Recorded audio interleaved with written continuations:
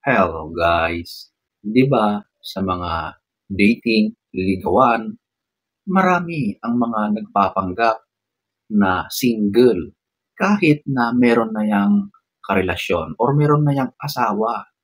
So, ang pag-uusapan natin ngayon ay paano mo malalaman kung ang manliligaw sa iyo ay meron ng asawa or partner. So, para makaiwas ka sa disgrasya, panoorin mo ito.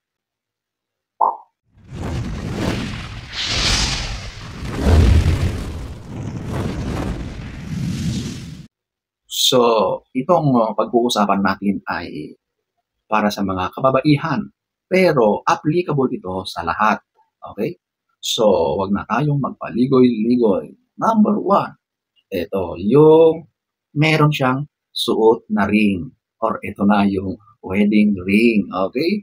Yung iba kasi talagang nakakalimutan nilang tanggalin yan. Okay? Pero mas madalas na kapag sila ay nambobola, nanliligaw, tinatanggal yan para walang makitang ebidensya. Pero kapag meron niyang suot-suot na singsing na alam mo naman na iyan ay engagement ring or wedding ring, huwag na huwag ka nang papatol dyan. May nagmamay-ari na sa lalaki or tao na yan. Okay? So, yan ang isa sa pinaka-obvious na sign na siya ay in a relationship na meron nang nagmamay-ari sa kanya. So, ladies, yan po ang number one. Number two, eto, yung ayaw na ayaw niyang makikita kayo sa public or sa publiko. Magtataka ka kapag ganyan ang inaasal ng karelasyon mo, okay? Isa lang ang ibig sabihin niyan. Takot yan na may makakita sa kanya, sa inyong dalawa. Alam nyo, ang mga tao na ito, talagang malakas ang loob niyan, pero takot yan na mahuli. Okay? Kaya hanggat maari ay umiiwas siya sa public eye. Okay? Siyempre, maaring meron kayong makakasalubong o may makakita sa inyong dalawa. O, di ba? So, yan ang iniiwas-iwasan niya. Hanggat maari ay nandyan lang kayo sa isang pribadong lugar. Madalas ganon. Yung kayo ay nasa malayo sa mga tao. Yung kayo lang talagang dalawa ang magkasama at walang iba. Kapag napapansin mo na laging ganyan, magduda ka na, magtaka ka na, sigurado na yan ay may ginagawang kababalaghan. Yan na ay may sabit na. So, ayan po ang number two. Number three, ayaw niya na makitang magkasama kayo sa social media o yung ipopost mo siya sa iyong social media. Never. Ayaw na ayaw niyang mangyari yon. Siyempre, pinoproteksyonan niya ang sarili niya at yung original, di ba? Ayaw niyang masira. Pero ang ginagawa niya, di ba? Gumagawa siya ng kalokohan. So yun ay panira sa relasyon niyang binuo na una. Okay? Ngayon, gumagawa siya ng kalokohan. Ikaw naman ngayon ang pinagdidiskitahan niya. So, ladies, kapag napapansin mo na lagi kang sinasabihan na huwag mo i-post yan sa social media, sigurado na meron niyang iniiwasan.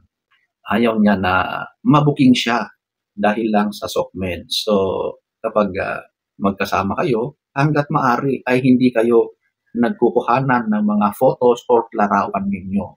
Kasi baka maaring yan ay ipapublic mo, ipopost mo, ipublish mo sa iyong social media or any online account, yari. May chances na meron at meron makakakita sa mga kakilala niya. So, ayan po ang number 3. Number 4, ito yung guardyado ang kanyang cellphone. Oh. Alam nyo, ang cellphone sa panahon ngayon, nandyan na lahat ng details, ng history, ng lahat ng maaari mong malaman tungkol sa tao na yan.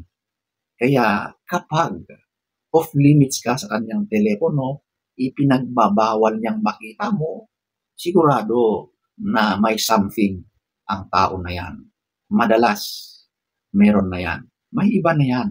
Kaya hanggat maaari, ay hindi mo talaga yan makikita at ma-access. So, todo gwardya ang telepono niya. Okay? Kaya kapag umpisa pa lang ay hindi niya kayang ipakita ang kanyang telepono sa iyo, red flag na yan. Huwag ka nang magpatuloy sa relasyon na yan at niloloko ka lang ng lalaki na yan. Number 4. Number 5. Ayaw kanyang ipakilala sa side niya. Ang magkarelasyon, kapag nagmamahalan kayo, talagang gustong-gusto niyong makilala ang side ng bawat isa. Kung ikaw yung nagmamahal, proud na proud kang ipakilala ang minamahal mo sa side mo, sa pamilya mo, mga kaibigan mo, kapitbahay, sa lahat. Pero kapag ang lalaking ito ay talagang no, hindi pwede. Nako, delikado yan. Mag-isip-isip ka na. Kasi bakit ayaw kanyang ipakilala? Kasi kalokohan ang kanyang pinaggagawa. Hindi kanya talaga pwedeng ipakilala. Meron na talaga siyang karelasyon. May asawa na yan. Magagalit ang mga taong kakilala niya kapag ganyan ang kanilang masasaksihan. Okay? So, kapag ganyan ang pakikitungo, ang turing ng lalaki sa iyo, umalis ka na dyan. Huwag ka nang magpapaniwala sa lalaki na yan. Number 5. Number 6. No signs of single lifestyle. Nagpapanggap siya na siya ay single. Pero, ang napapansin mo ay kabaliktaran. So, maaring kung may sasakyan siya, isinasakay ka doon sa kanyang sasakyan.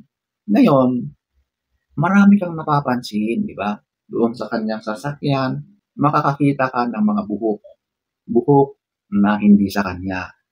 Maaring yan ay sa kanyang asawa o partner. So, may mga mahahabang buhok. Or makakakita ka doon ng mga anything related sa babae. Mga feminine products, mga suklay, mga basta anything na pambabae. O makakakita ka ng mga bagay-bagay na related sa bata. So, ang mga yan ay nagpapakita na pag-aari yan ng isang babae, ng isang bata, di ba? So, doon pa lang ay talagang alam mo na hindi talaga siya single, okay? At kung meron kang nakikitang mga ganyan, red flag na yan. Hindi ka talaga nag-iisa. Mayroon pa siyang iba. May asawa, may karelasyon na, at ikaw ay kanyang kabit. Ganun lang yun. So, kapag napapansin mo yan, nako, itigil mo na yan. Walang magandang mangyayari dyan sa papasukin mong relasyon. Number 6. Number 7. Unavailable during key times. So, alam mo, ang lalaking ito ay lagi siyang walang oras sa iyo kapag yung talagang alam mo na dapat ay sa panahon na yon, sa oras na yon, yung pinaka-the best na oras na magkita kayo. Di ba? Hindi siya available. Alam mo kung bakit? Kasi yung oras na yon, yung time na yon, nakalaan na yon doon sa kanyang original, doon sa kanyang pamilya o sa kanyang asawa. So, hindi mo talaga siya mahagilap. Ultimo tawag mo, hindi niya pwedeng sagutin. Ang oras na nakalaan sa iyo ay yung mga oras na alanganin na. Madalas, ito ay gabi. O, yung tulog na ang mga tao. At yon ang oras na magkita kayo. Kung sa usaping communication, natatawagan kanya o itinetext kanya sa oras ng gabi. Dahil yon yung mga panahon na tulog na ang lahat. Umalis ka na dyan at meron na yang asawa, promise. So, ayan po ang number 7. So, ayan po ang ilan sa napakaraming mga signs na ang lalaking karelasyon mo or yung lalaki na nagpaparamdam, nanliligaw sa iyo ay meron ng iba.